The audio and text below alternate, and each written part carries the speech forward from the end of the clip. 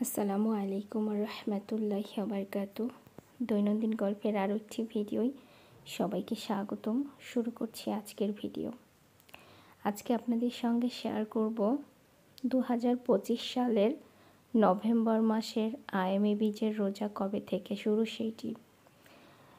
কিছু মানুষ অ্যাপসের ক্যালেন্ডার দেখার কারণে ভুল তথ্য পেয়ে যাচ্ছেন, যারা বুধবার, বৃহস্পতিবার আর শুক্রবার রোজাটি পাচ্ছেন, কিন্তু আসলে এটা ভুল।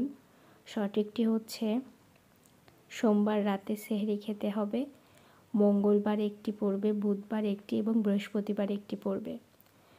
অর্থাৎ নভেম্বর মাসের 4, 5 এবং 6 তারিখে আরবি মাসের 13, 14, 15 তারিখ পড়ছে।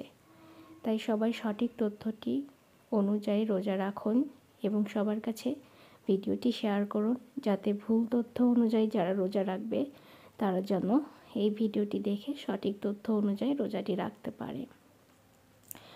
অতএব আজকে আপনারা রাত্রিবেলা সেহরি করবেন এবং আগামীকাল মঙ্গলবার থেকে আইএমএ বীজের রোজা শুরু হবে ইনশাআল্লাহ।